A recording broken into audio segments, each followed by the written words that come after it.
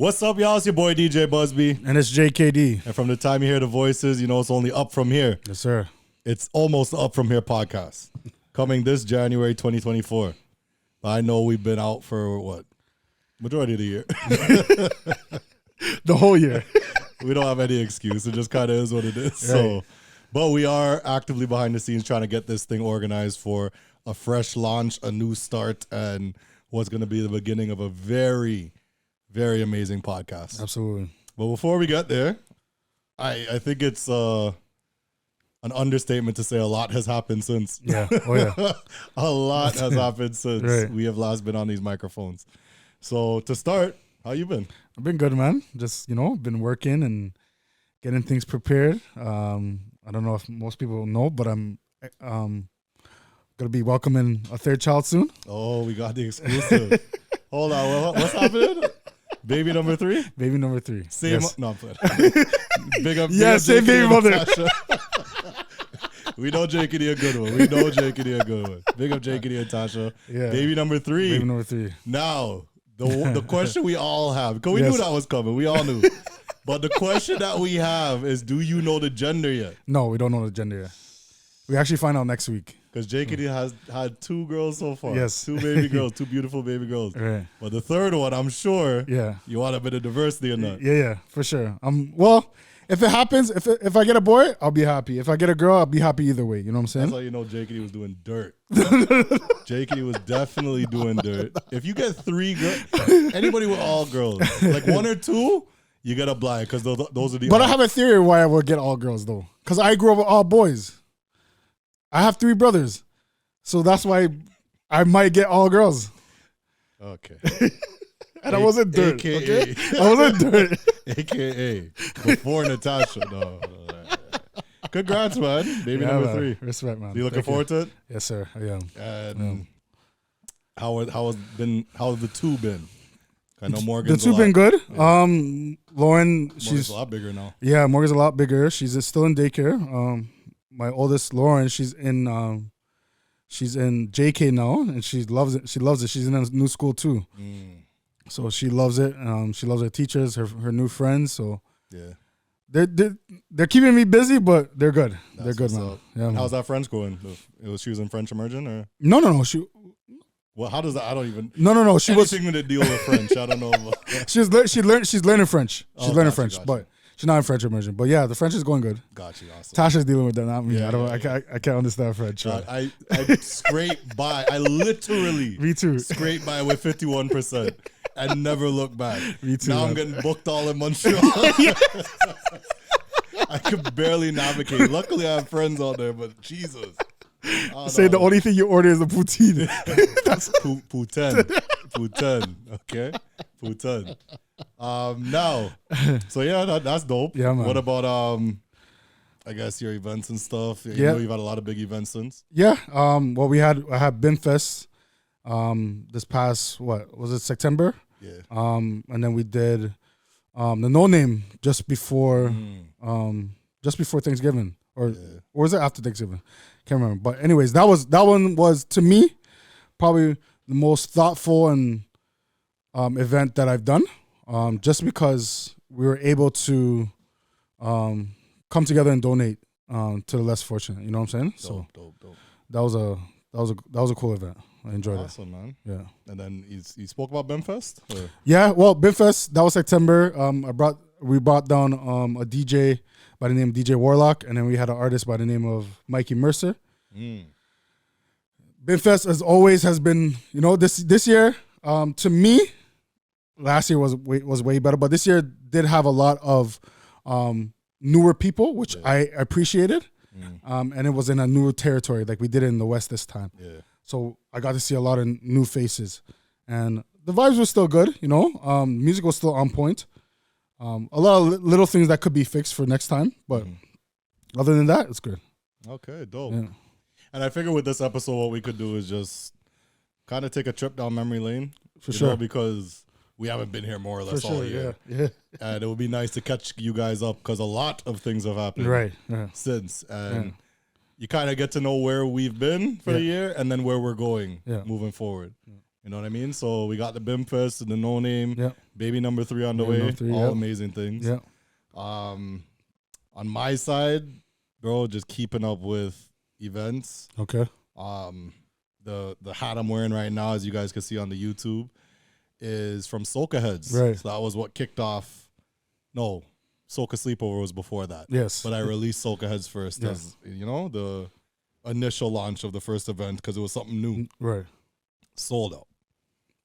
The whole boat. Yeah. And that's something, I've done that before, but the boat was like maybe half the capacity Yeah. that I sold this time. Completely sold out. And people begging for tickets. Right. So that shows you we have something there with that whole dynamic. And with Soca Heads, the brand is more of like you come in your island colors. Yeah. You know what I mean? So wherever you or your family are from, come representing that. Right. I want to see the vibrant, bright island colors Right. being worn, not just with flags and whatnot. Right. But we have those too. Right. Flags were on sale. Yeah. Soca Heads merch, like the hat I'm wearing and some other items. We had the air fresheners. Yeah. That was one random day. I was just on Instagram and I saw an ad for custom air fresheners. Right. And it was just that like ding, ding, Yeah. ding, that moment. Something different, man. Yeah. You know? And people need that stuff in Yeah. like that's something that somebody needs like in their cars, Exactly. Until today, people asking me for those. Yeah, I still have it hanged up in my car, even though the smell's gone. You know what I'm saying?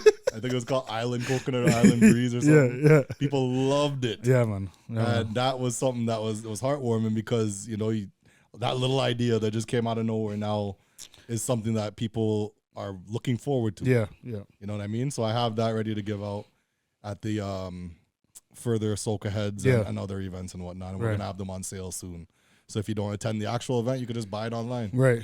Yeah. After that, or the first event of this year is Soca Sleepover. Yeah. Amazing. You know what I mean? That first one, I have 3 a year, and this is the 8th one. Right. So What edition was that? That we did was Lullaby for yes. Caravana. Yes. Before that was the Hold on. why am I Breakfast in Bed? Yes. Okay. I should know. Yeah. Okay. But we did Breakfast in Bed. Right. Usually the Caravana one, the Toronto Carnival one, is food inclusive. Right. Yeah. Right? But this time, Breakfast in Bed, we made that one food inclusive. Right. So that was a show in itself.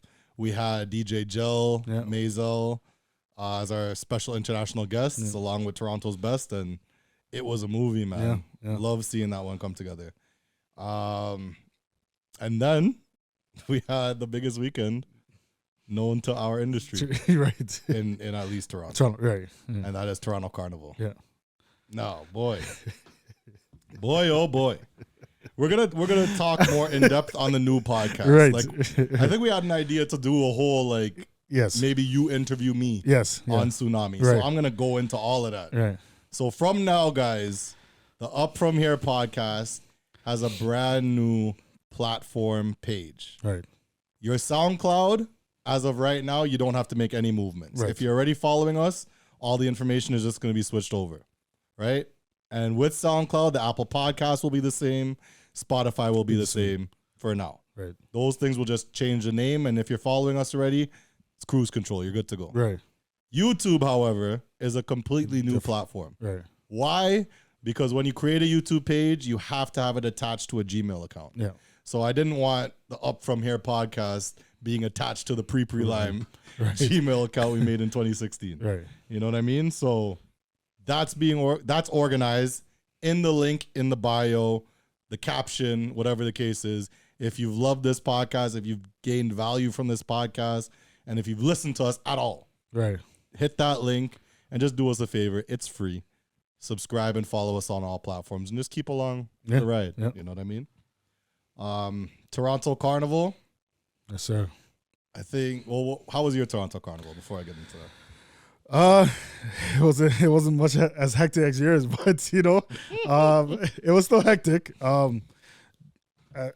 you know, like I'm well a part of your organization, in all aspects. So just helping out, graphics and all that stuff, and on top of that,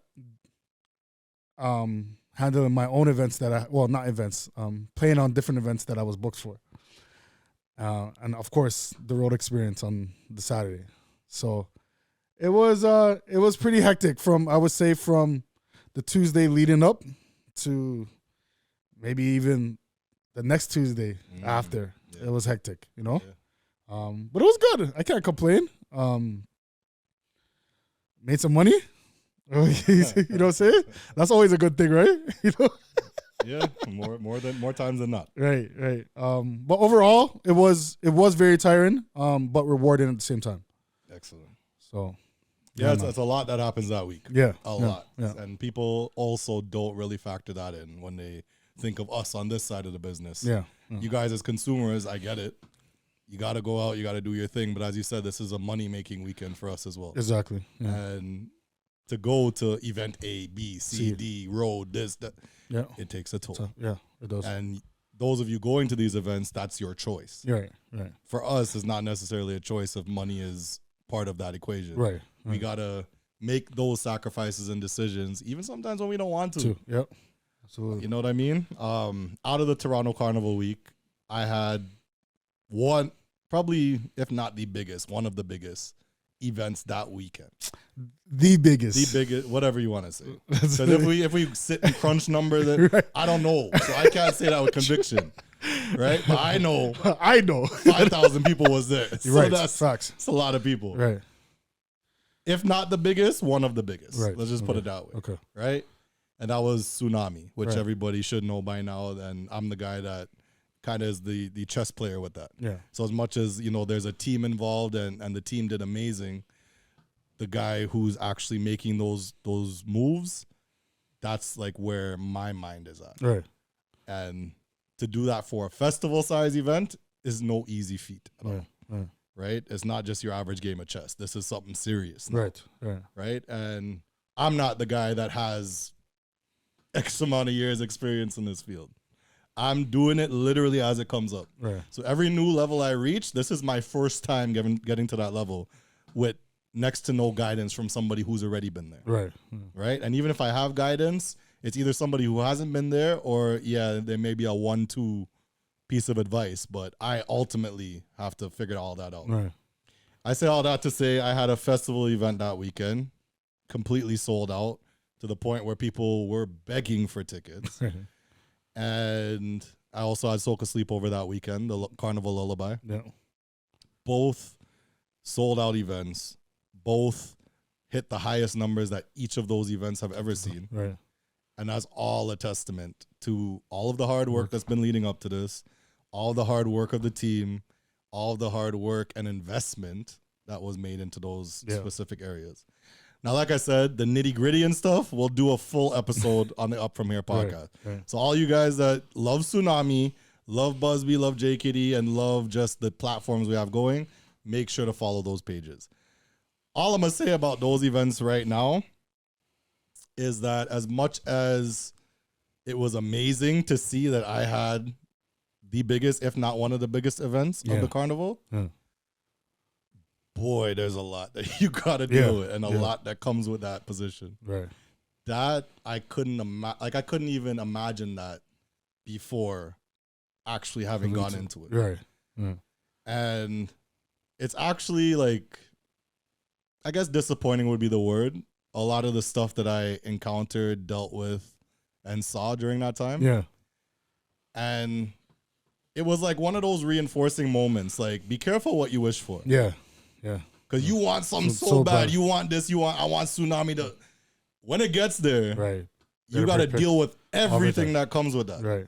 Right. And people have known me to be a certain type of person in my 17 years of doing this. Right.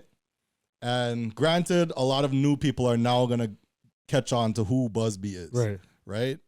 I say all that to say, I do all of these different things. People are catching on to who I am, but not everybody knows who I am from 17 years ago. Right. Not everybody has been a friend of mine. Not everybody knows, well, this is the type of guy Busby is. This is how his heart is. Right. This is how he does business, conducts business. People don't know that. So for those people that don't know me, if you have your opinion on whatever's going on, it's a lot easier for me to like turn a blind eye. Right. But what really was the craziest to me is the people that should know me, right, that it's like you, for instance, the whole early bird ticket Yeah, fiasco. Yeah. fiasco is Yes, the yes. perfect word. I was trying to figure out a word. Fiasco, right? Yeah. Why would I, as the organizer of the event, knowing the rush that event has, Yeah. send everybody to one place to download these tickets? Right. Why would I want the site to crash? Exactly. Why would I want these things to happen? Right. So as much as y'all were at home upset, Right. oh Buzz, why isn't this working? I don't own Ticket Gateway. Right. Exactly. I took preventative measures knowing that it could happen Right. to message them beforehand.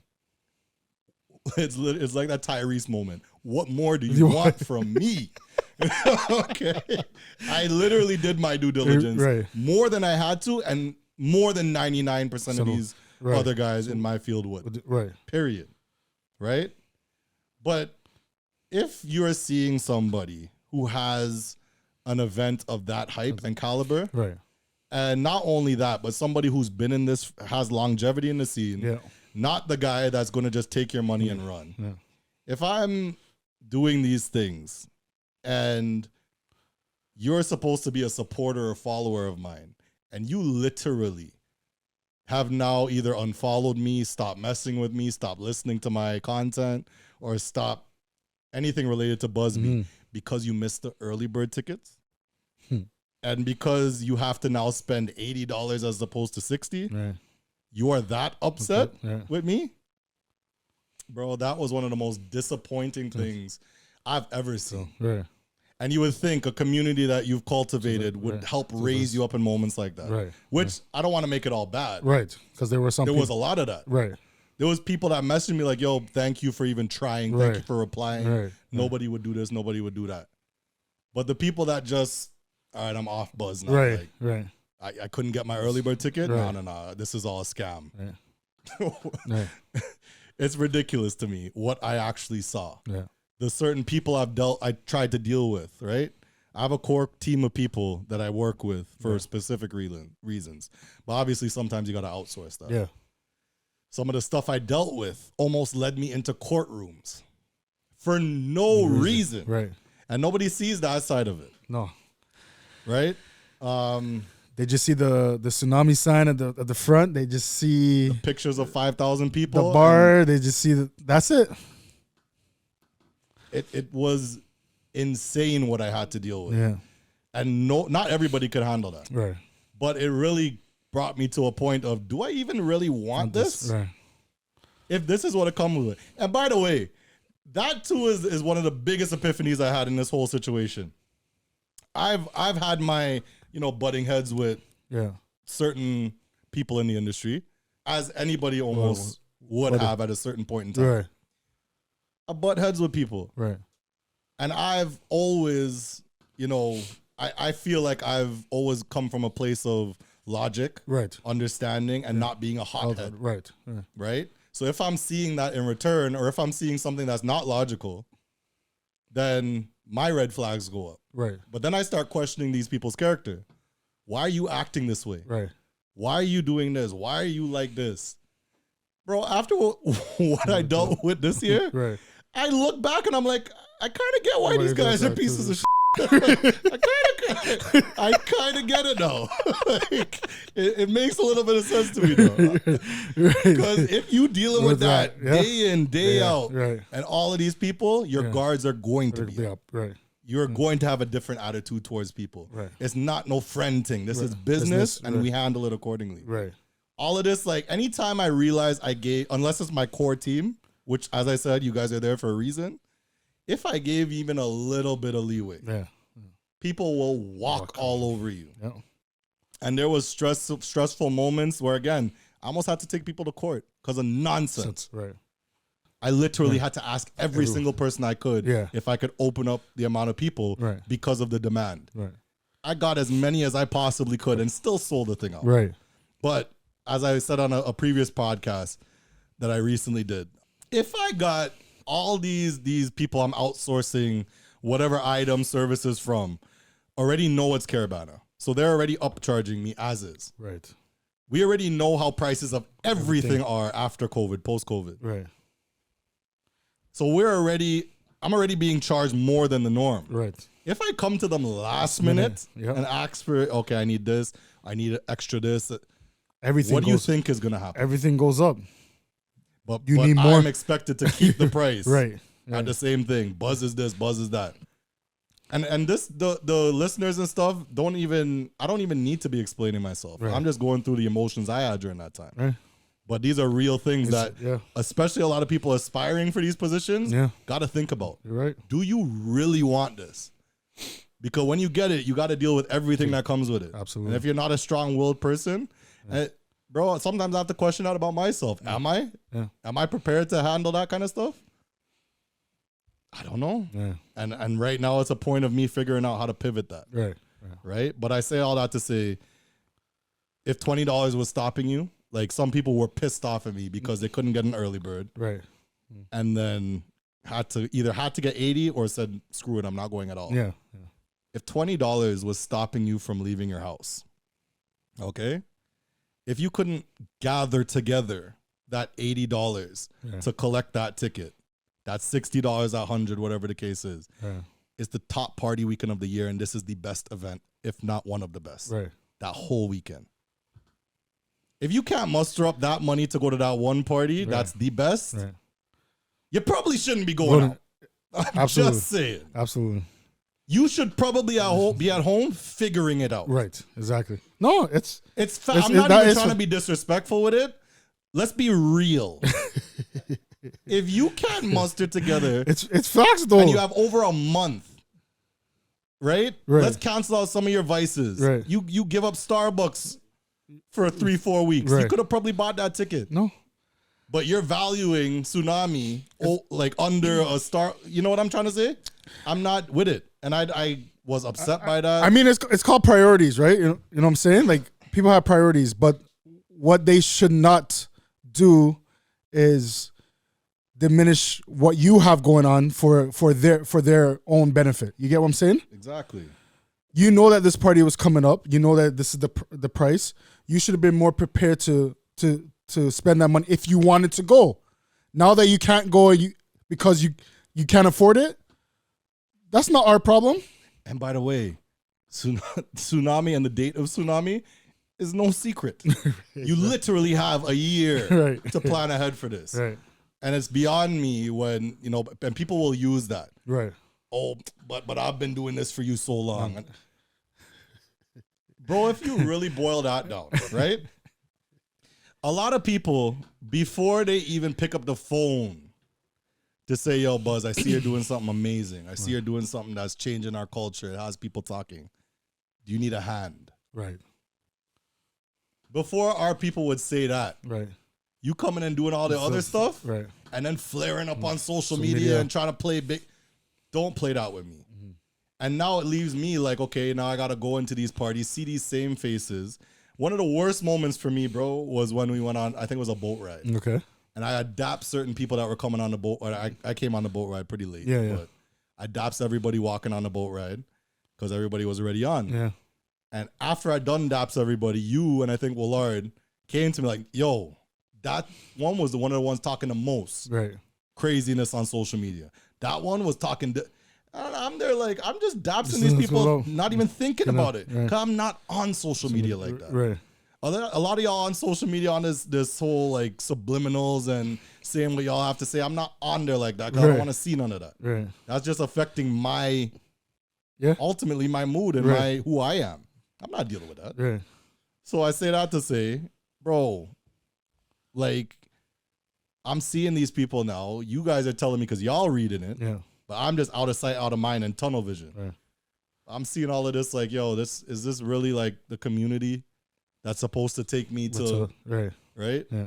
Now, granted, you get the bad ones, but there's the amazing ones. Right. Because the same 2 or 3 that you guys pointed out, there must have been 10 plus exactly that came to me. Right. And the problem is human nature. Right. You tend to focus on that 1, 2 that's always talking. Yeah. You never focus on the larger picture of it, and the more people come into you like, yo, you're doing amazing. Right. And that's something I'm going to try and change. Like, as we're talking about 2024 is coming, Yeah. I'm gonna try and change that about myself because I've noticed that in the past with other people in the industry. Yeah. You guys could notice it too if you really pay attention to socials. Yeah. If you get somebody who's like a figure in the industry and they have 300 comments, you'd probably only see them replying to like the 1 or 2 bad comments. Right. And it's a point of like defending your character. Right. Because why are these people? Most of these people don't even know you. me. Yeah. Or you or whoever it is. Right. Keep that in mind too. Most of these people don't even know your first name. Right. People probably have no clue what JKD stands for. Or that Busby has a first name. Right. You know what I mean? So these things is kind of, it's a lot of stuff I learned by touching the stove. Yeah. And now that I don't want to say I'm here because I still don't feel like I'm there. Right. A lot of people may have me in a different light because I be flying here, flying there. Yeah. I don't feel like, because I know my potential and where I'm going. Right. But even still, like looking at the landscape of things, I'm not doing a lot of what a lot of other people are doing. Right. But then vice versa, they're not doing a lot of what I'm doing. Yeah. But I still know I have a lot to go. And, right.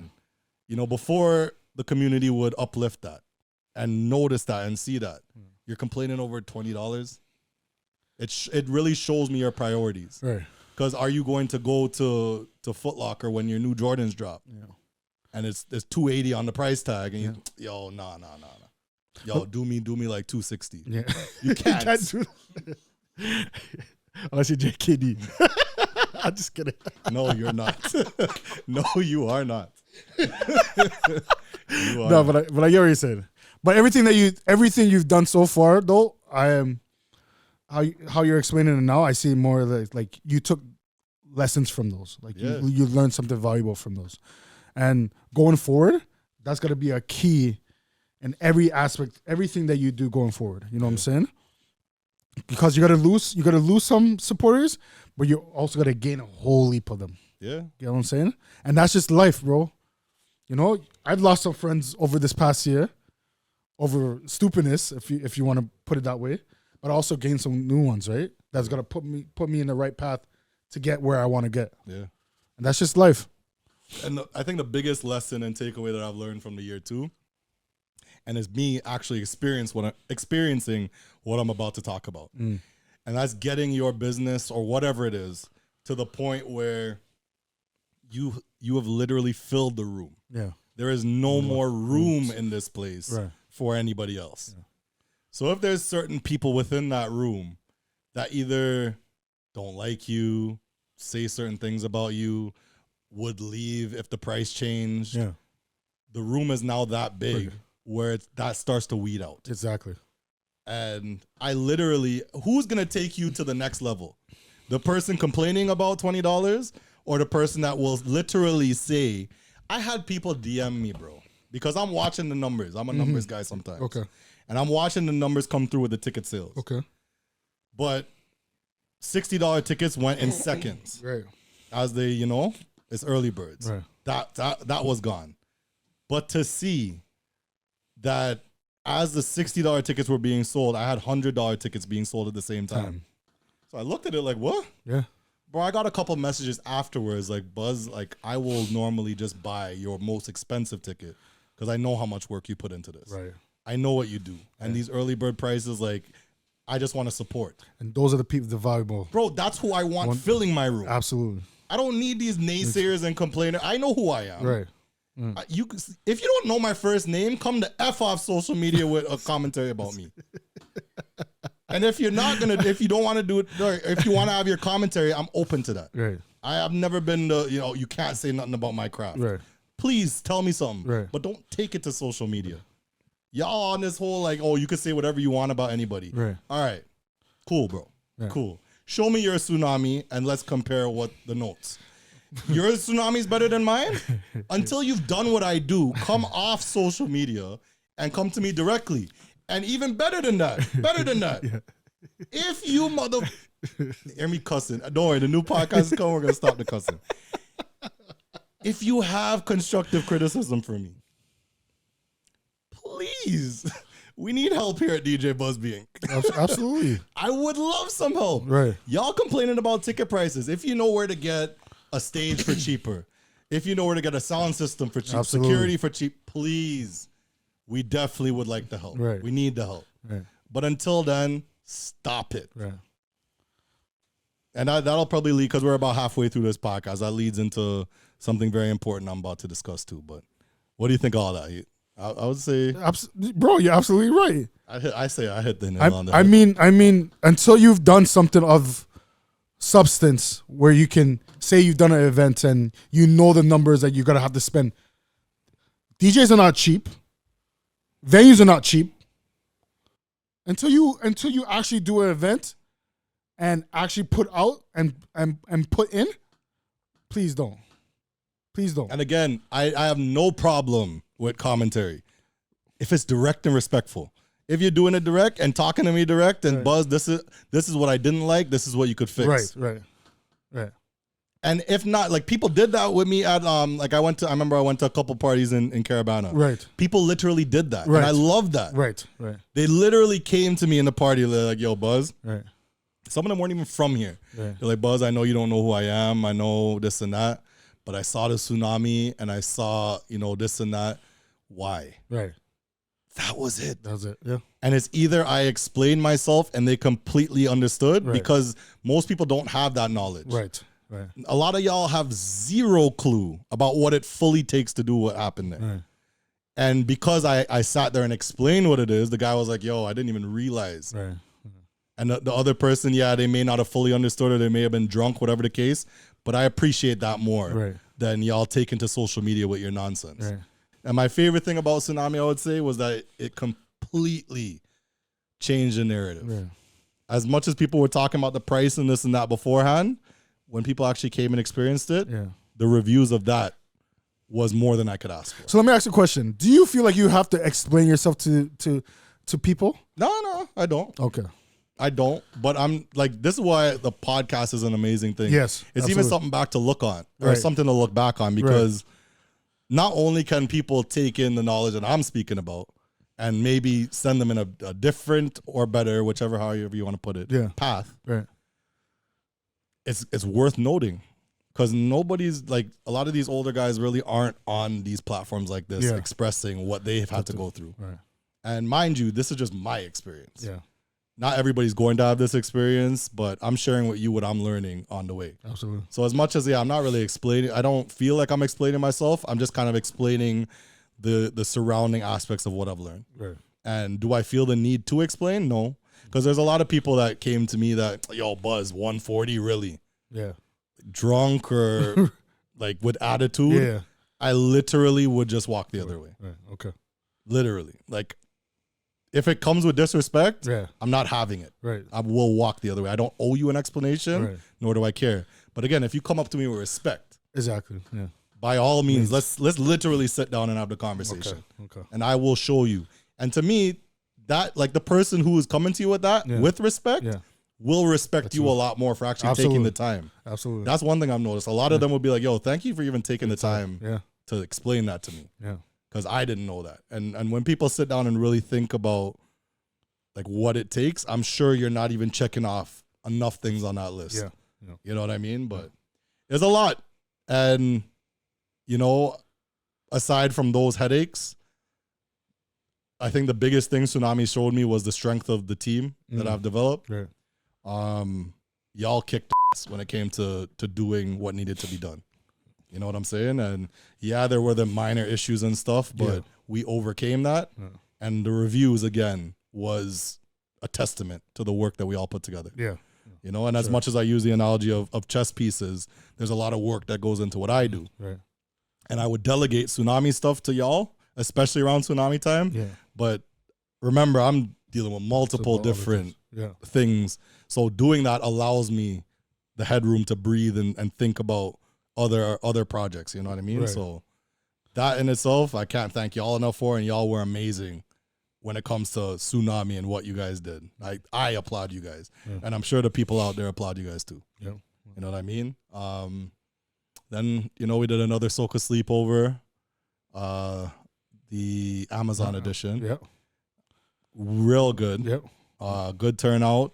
And people came in the dress code. It was dope. I love seeing the it. graphics was good too. Yeah. Amazing. Yeah, they were. I wish there was a course that could. Yeah. There was that. Yeah. And then my birthday party coming up. Yes, sir. / appreciation party. Yeah.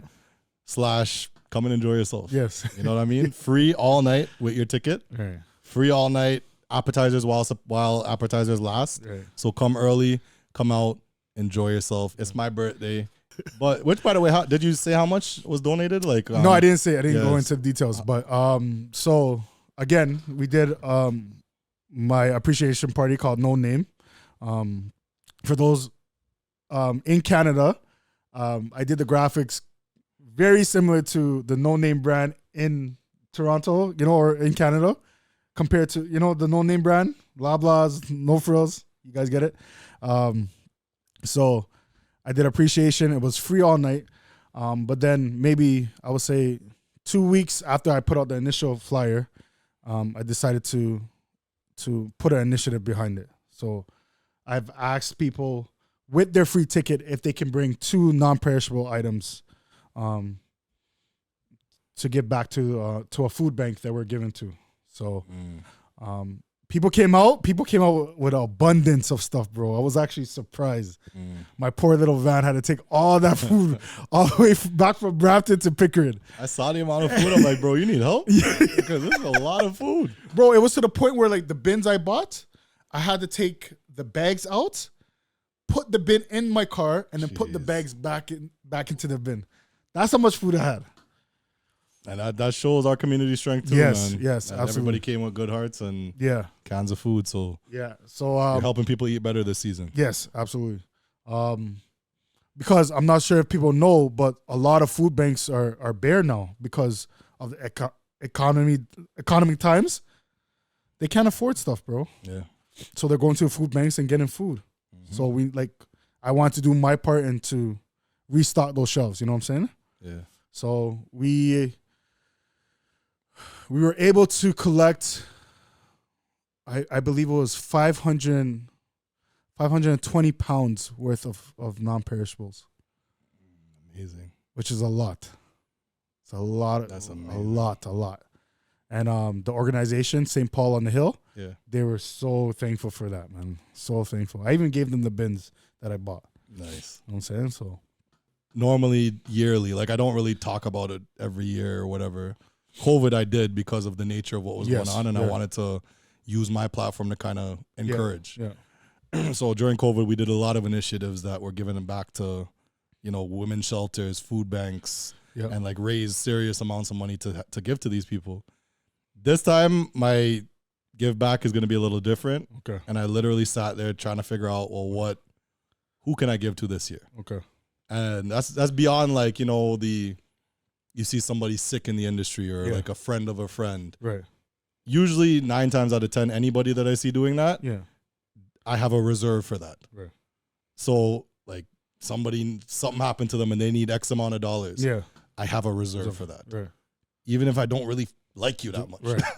I don't like seeing people in their issues. Yeah. So I will give something to that. Yeah. This year, without getting into too much detail, because I don't like getting too crazy personal with my stuff on public platforms, but somebody extremely close to me developed cancer. And that was through all of Tsunami. Oh, wow. Nobody, I think you might have been the only person I knew. Yeah. And a couple other people. Yeah. Nobody knew. Yeah.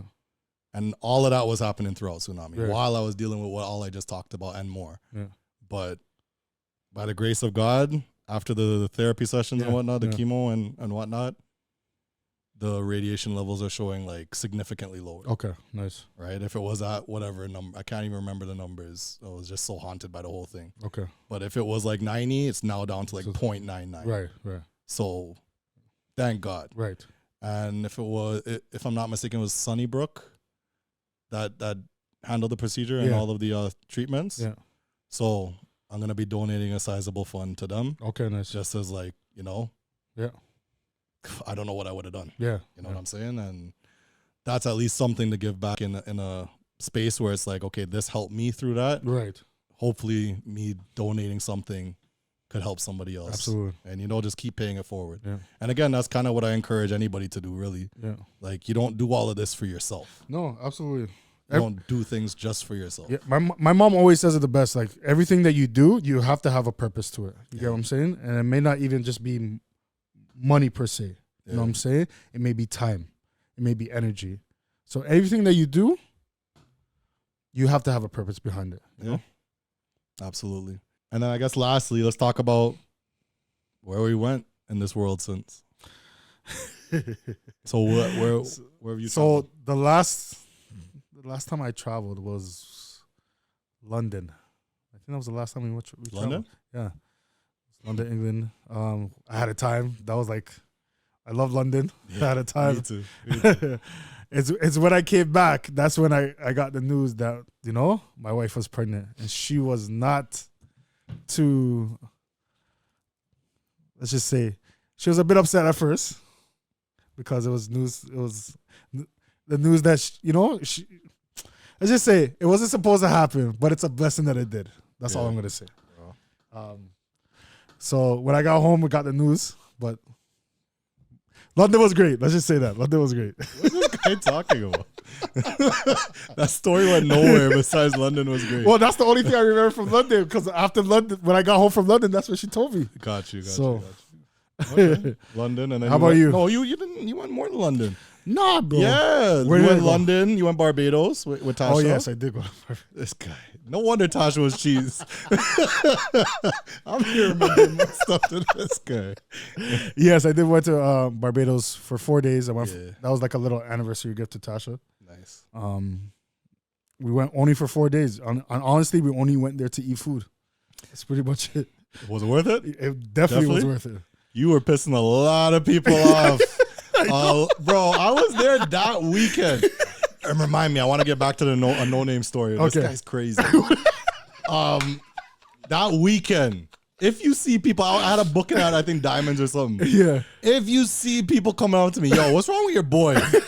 He's just cheesing me on Instagram, posting all these nice foods from Barbados. Like, I want it. And like upset at J Kitty. I'm like, Jesus. And then to make matters worse, this is why this ties into the no-name story. Now, I remember I went to No Name, right? I was out there in Brampton in what was Calypso Hut? Yes. It was in Calypso Hut. And I see you were giving away what, free rum punch or something so? $5 rum punch. $5 rum punch he was Yes. giving away. So people had to go to the bar, pay their $5, and you get the rum punch. But I'm there mad early. This is like 10:30 p.m. And I'm wondering, why is like people coming up to me now, like saying hi, but they're like, a couple of them were pissed off at me. They're like, I'm like, what the hell? They're like, Buzz, what is this? This rum punch tastes like garbage. $5, and it doesn't even taste like there's any rum in it. So after literally like the fifth person, and two of those people were getting cheesed at me like it was my party. Like, yo, guys, okay. Understand who and whose party is what.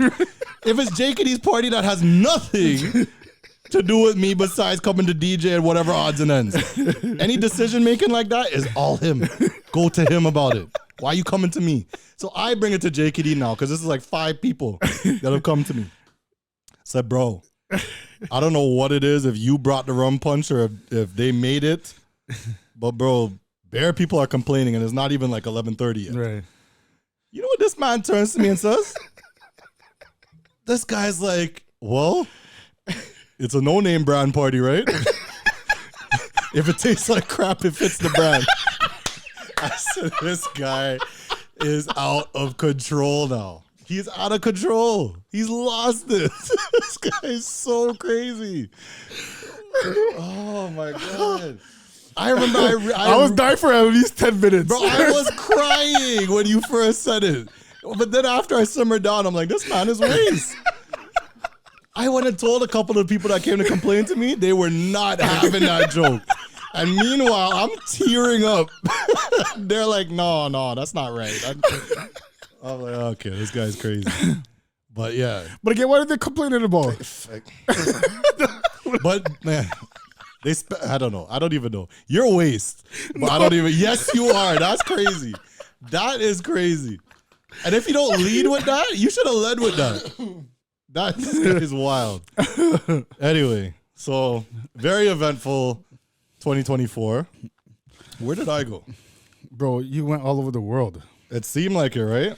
So after London, you went to... Bro, not even that. So I think we spoke about Ghana. I did the shirt and the Yes, podcast and the dashiki. Yeah. So y'all could go revisit that. That's where you start. That was London. Ghana's where you started the year off. Oh no, right? sorry, Ghana. Right. And then was there anything after Ghana? I can't remember if there was anything after Ghana. But I remember from Toronto Carnival weekend. Yeah. It was like every weekend. You were gone, yeah. So okay, Ghana. You went to Atlanta. Yeah. Went to that. I believe we did a podcast and I spoke about that. Yeah. Yeah, so Atlanta was the last. Yeah. Then I went to Montreal for Camp Fit. Yep. Or we went there. Yeah. Yeah, we did a podcast about that. So yeah, Caravana, Toronto Carnival. Did the Soca sleepover. Killed it on the road with Nations. Nations won Band of the Year. Congrats to them. Carnival Nations in Toronto. Did Tsunami. Yeah. Y'all saw what that was. Yeah. Monstrous event. Yeah. And I didn't even have time to simmer down after that. Yeah. I didn't have time to cool down. It was literally that Wednesday, gone, packed and went to St. Martin for DJ Blaze's birthday. Bro, I guess we're doing a wrap up of the year, so I'll quickly go through these stories. But I want to be interviewing each of these people that I go and sure. Do these things with. Yeah.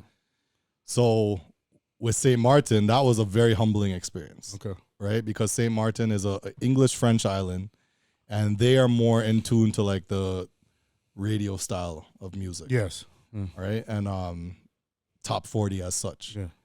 But coming there with soca is a whole different ballpark. Yeah. So I remember the first event I played. Now Blaze is somebody who I hold in high regard when it comes to DJ. Yeah. So any feedback he has for me, I'll take that and value it. Yeah. The first night I played, did pretty well, got everybody dancing, made a conga line, all kind of fun stuff. Right. It was vibes. Blaze came to me, yeah, man, you did good. You did good. Okay. Bro, night number 2, it was in like a upscale type of rooftop bar. It was called Moon Bar. Okay. I just remember, bro, it was like 5 DJs. And somebody else was on, then Outkast went on. DJ Outkast from out there, and he was doing a real good job. Yeah. Had the whole party going. The party was on the dance floor. I was up next. So I go to plug in and try to continue off from where he left. Yeah. But then I took it into more of a soca vibe. Yeah. Bro. They weren't having it. That was one of the only times, like, it may have happened a handful of times in my career, but everybody walked off of the dance floor, bro. And I'm talking like a party with like 500 people. Damn. Maybe a little, 300 maybe. And a rooftop, like elegant looking, all white. So you could see. Right, like, people left the dance floor. Yeah. And I felt horrible. Yeah. And I was like, yo. And I remember Blaze kept telling me like, yo, St. Martin's different, bro. St. Martin's different. Yeah. And I kept asking him like, what soca or what songs do they like? He's like, don't worry. I'm bringing you up a couple days early. Just come and experience. Okay. And then when I put you on stuff, then you'll have felt it out and go forward. Right. That one party, bro. Yeah.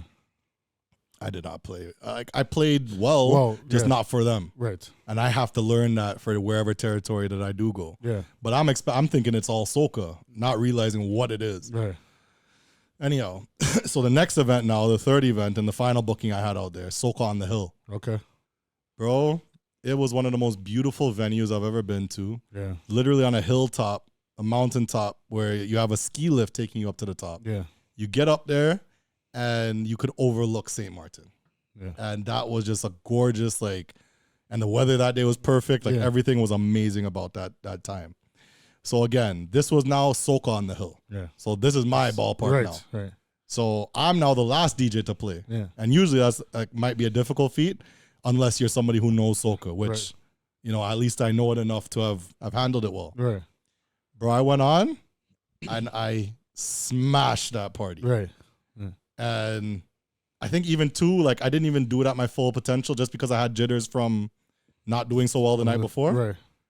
So anyway, we come down off the ski hill and Blaze comes to me and he's like, yo, he was taking me all around St. Martin, taking me to this place to get food, this place to check this person, and just showing me the ropes. And, you know, and I remember we were driving and he just picked me up from where I was staying. And he's like, yo, bro, honestly.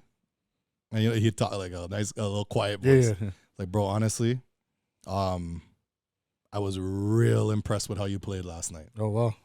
He's like, not many men could come here and do what you did last night.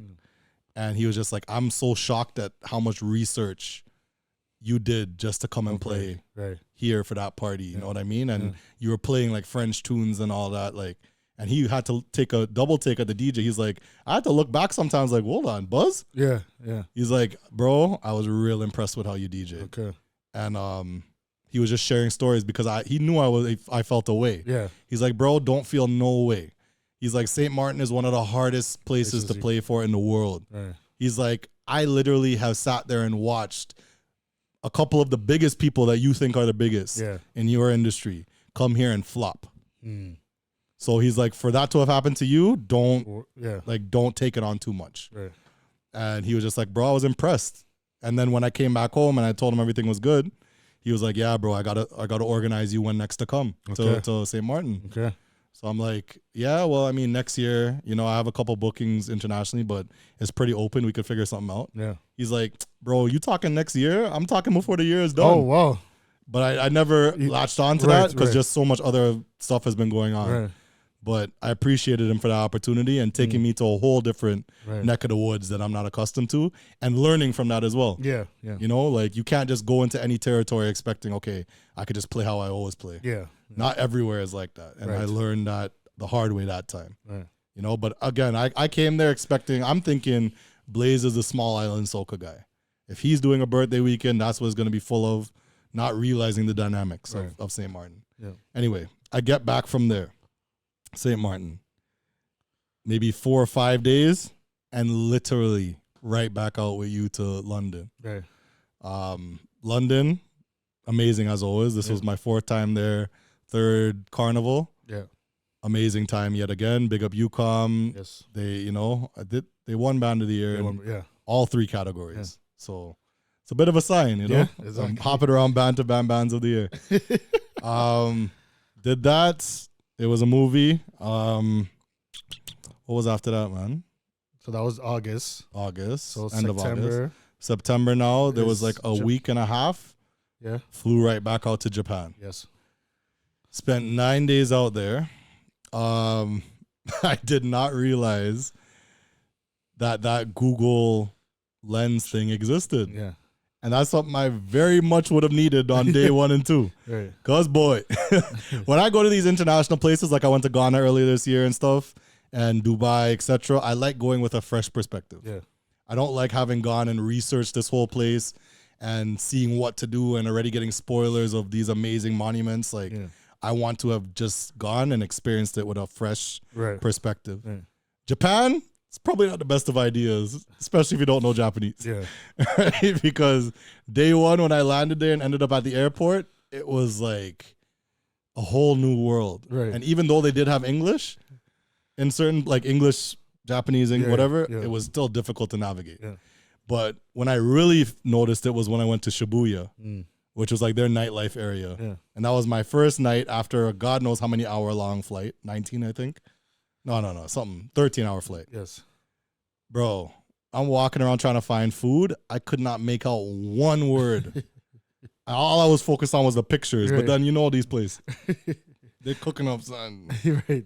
So I just left it, went to 7-Eleven like you instructed, yes, got something small and waited till the next day. Yeah. But then I found out Google Lens. Anytime you go to these like international places, all you need to have is a reliable smartphone. Okay.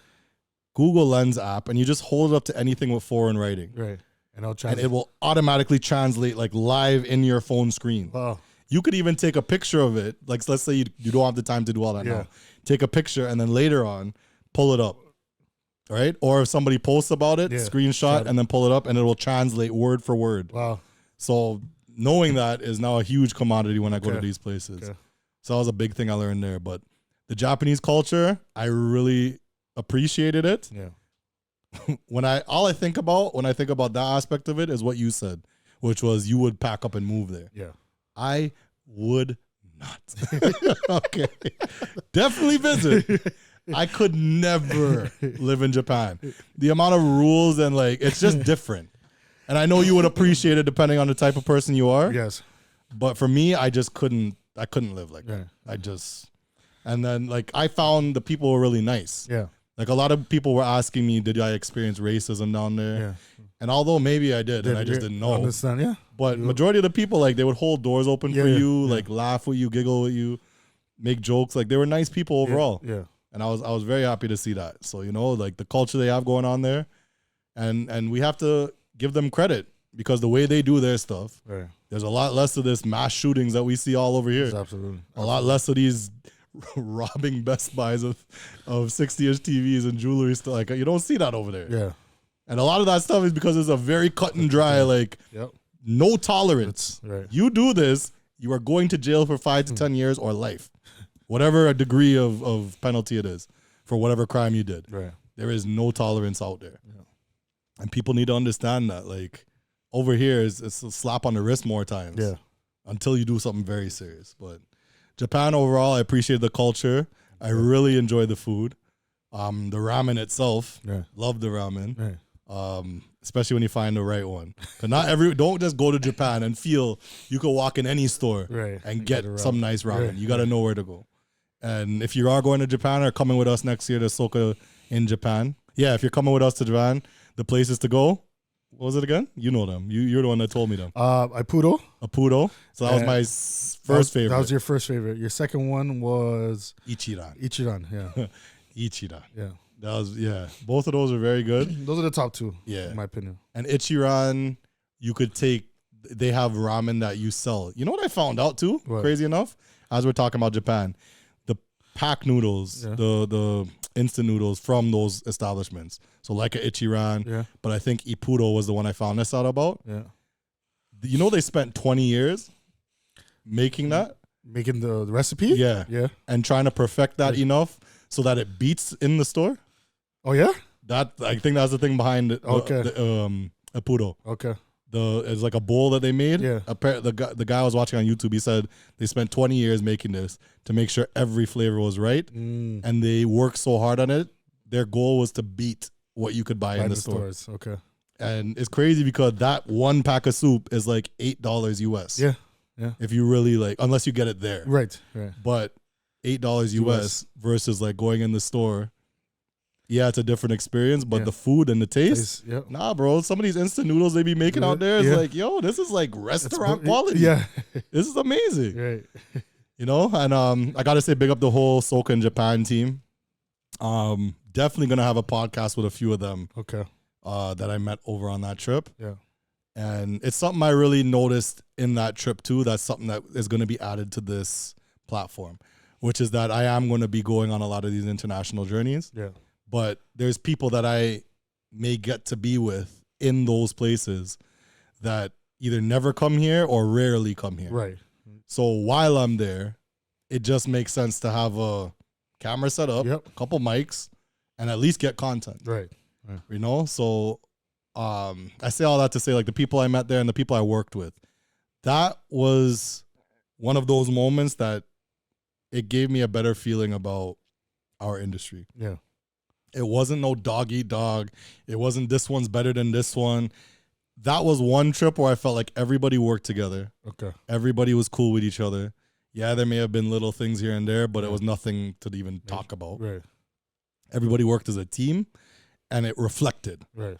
Bro, that was one of the only places, not only, I shouldn't say, that was one of the places where, like, I have gone to, played, and the people that came up to me after that and gave, like, their sentiments of how I played, how they liked it, it was mind-boggling. Right. Almost like, it definitely was over 10 people individually. And there was 2, like, grandmas, literally, that pulled me aside at breakfast. And all of these people were just like, yo, the way that you played, like, and the grandmas too, one of the grandmas I posted on Instagram, she was like, yo, I haven't gotten up and danced like that in 20 plus years. Wow. And just because of how you were playing and the way that you, and Maul sitting at the breakfast table with me, listening to these ladies firsthand. Right. And he's like, "Yeah, bro, I almost started to tear up." They weren't even talking to me. Right. But like, it was just affirmation to show like, it depends where you are, where that people see your value. Yep. Right. And then that leads me to my next international gig. So remember, this is Toronto Carnival, St. Martin, London, Japan. And I want to say big up the whole Soca in Japan team, Japan Soca Weekend team. They were very accommodating and the whole time was amazing. Yeah. Definitely going to make my way back there in 2024.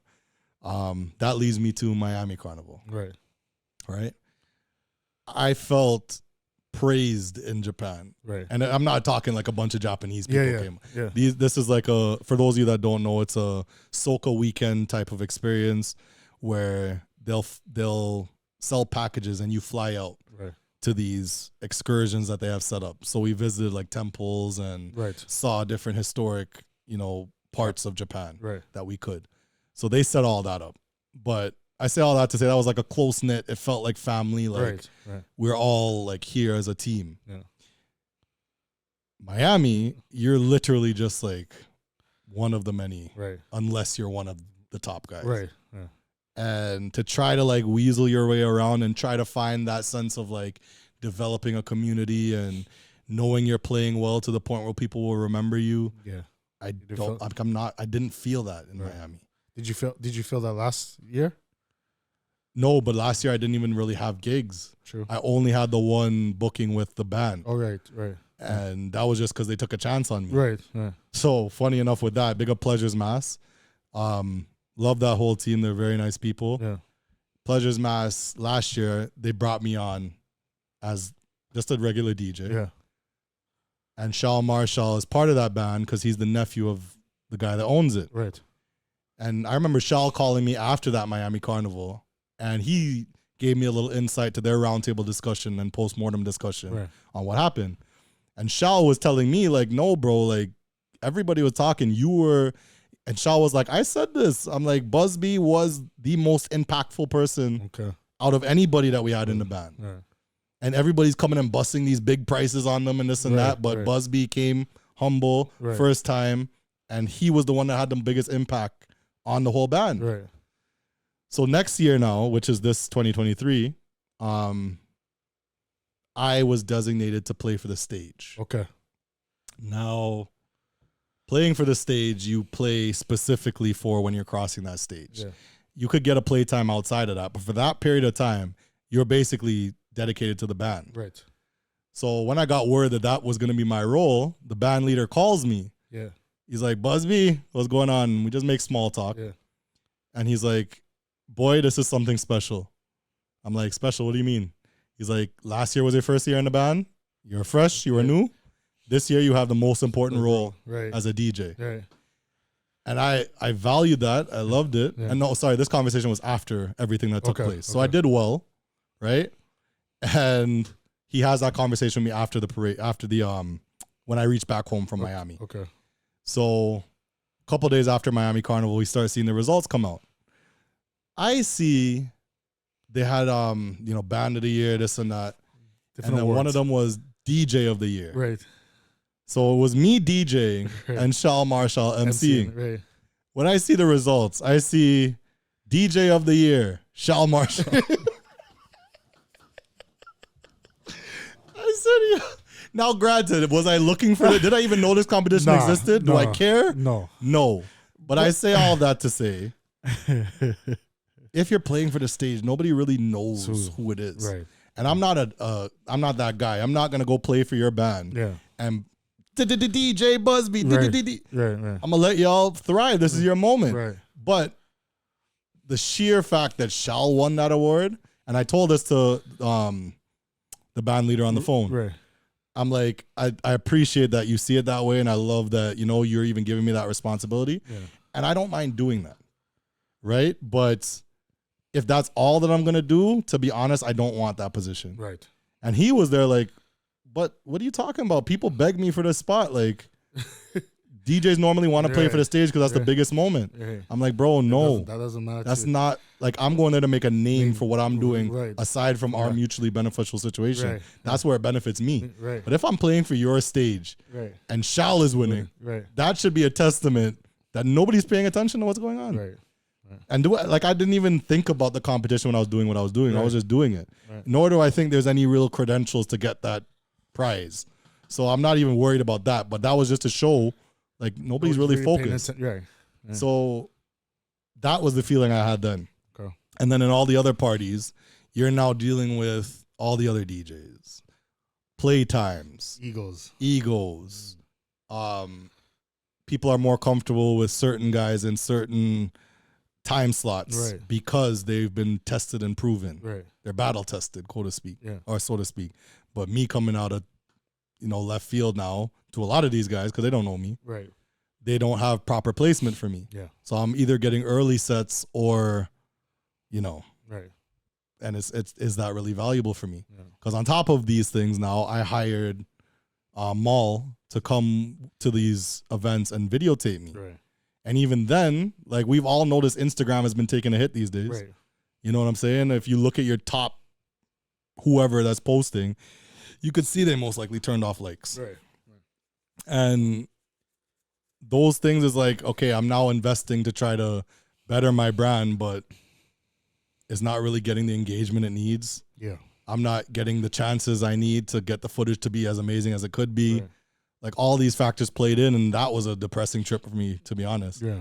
And especially having come off the high of Japan, and then it was like a low in Miami, even though that was amazing in terms of bookings, right. money-wise, amazing. Right. That more than paid for my trip. Plus, I was able to pay for what I could pay for Maul. Right.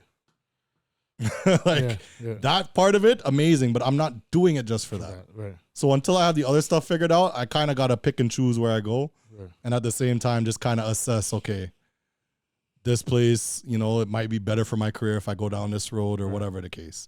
Or maybe I should ask for things as opposed to just going and expecting it to be done. Right. So definitely I say all that to say a lot of ups and downs this year, a lot of learning this year. And, I think we'll close off the podcast because this is going to be the last one of the year, the last one of the People's Podcast, and the transition moment to the Up From Here podcast, right? I don't know if you want to speak on, I guess, where the trajectory of your, like, what you're doing or what you're thinking of changing in terms of how you're doing business and stuff. I think we can wait till new episode, but to be honest, where my life is right now and all the things that have come into my life, I'm actually going to be putting aside the event stuff as a whole. Yeah. And more focusing on my graphics, because that's my love. Yeah. You know what I'm saying? The graphics is my love. I also want to introduce, I want to start teaching as well. So I'm going to be doing graphic courses and whatnot and see how that does, right? Right. In life, you got to pivot in certain aspects. You got to pivot. If something that is not really fulfilling and not rewarding, you got to pivot. And this is my pivoting moving right now. So that's where I am. Yeah. And it's crazy because we came to that roughly around the same time. Yeah. Because I was telling you, I just shared a little glimpse of what was going on with me that time. Yeah. And I had to say to myself, like, is this really what I want to do? Yeah. Is this the road that I want to go down? Yeah, it looks amazing and this and that, but all that came with it, is that really what I want to be doing? Right. And I had to come to that epiphany. Like, when it comes to the events and stuff, like, I think I'm just way too deep into Tsunami to just like put that off to the side, if you know what I mean. Yeah. And even stuff like Soca Sleepover, I can't really just, like, people will ask questions, and especially Tsunami, that's not something I could do. But refocusing my other time, you know what I mean? And I found going to a lot of these gigs that are like weekly reoccurring gigs, it's not worth my time. And as much as you could get, a paycheck here and there, you have people asking you to bring down your price that you've earned. You have people giving you less than what you've quoted because they didn't do well. None of that stuff is my responsibility. And on top of that, I have to go into those events with that anxiety and then feel like, okay, am I even going to get paid? And then sometimes I don't even like who I'm there working for. I don't want to be here. Let's be real. Yes. I do not want to be here. But now I've had to literally, like, tunnel vision and isolate my time. So a lot of gigs I've had to, I'm sorry, I'm unavailable. Right. I'm sorry, I'm busy. And like you, it's zoning in on my passions and creating content around those. Yeah. So I love DJing despite me not wanting to go to said party. I love DJing. Yeah. And I feel like I've learned so many tips over the years that I could teach that. Yeah. So I'm building a course, the DJ Network. Not even a course. That's just free content online. Right? But that's kind of like the fishing rod. Yeah. And then when I have the free content, now I could develop something where like the exclusive content or like the stuff that might take you a really long time, I could sell as a commodity. Right. And then I have my own course in development as well for planning events. Right. It's pretty safe to say that I could throw an event. Yeah. I know how to bring out people and I could teach people the thought process behind those things. Right. Now, if you buy my course, are you going to have Tsunami with 5,000 people on your first event after taking my course? No. Right. That is not how these things work. Right. But if you put into practice what I'm going to teach, you could get it'll change things. Yep. And I'm sure everybody could appreciate better overall content. Absolutely. So the reason for doing that, and it goes in all aspects, not just for the person throwing it. Yeah.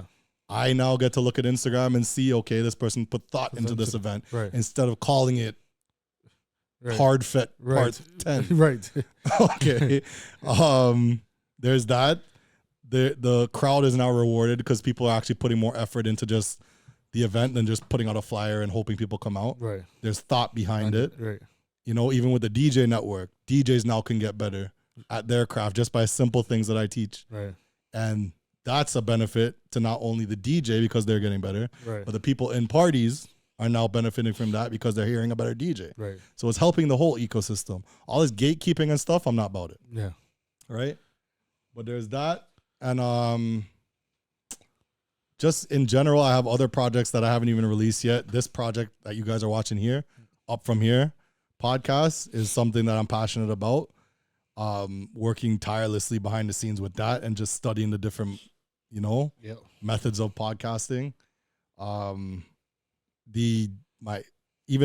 people. So like all the people on my team, all the people like my parents, even Amaris, my niece, I've focused on, I guess, everybody and either asked or seen where their strengths are and encouraged them to take advantage of those strengths and build their own DJ Busby Inc. Right.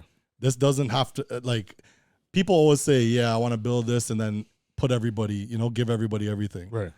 But you give everybody everything, that's not really helping them. Because what if something happens to you? Exactly. The best way to go about it is to teach everybody everything and let them figure out their own thing. And then they take that and teach their loved ones and stuff. I know my parents, I put them both onto having their own shows on like YouTube. Ooh. So like Deli, I've had him come and film my mom cooking. Right. My mom clearly is good at cooking. Right. Okay. Yeah. My mom cooking. My dad doing gardening. Yeah. Things that they are good at and are passionate about. And they're retired, having them do those things, making their own businesses. Right. My sister, doing her own help, helping women, youth, etc. Anything that, even because her passion was nursing. Right. And we all know how that business is. Right. You know what I mean? And it's getting worse by the day. Yeah. So I've always encouraged your graphic design. Yeah. Willard talking to people. Skippy now with Excel. Right. Even Deli with the videography. Like he's killing it. Right. He just came from filming an actual movie. Right. Something that y'all probably gonna be watching in Cineplex one day. Right. Farm. You know what I mean? Right. Y'all about to see Farm just now. and we'll save him for episode 1. But we're gonna do some testing just now.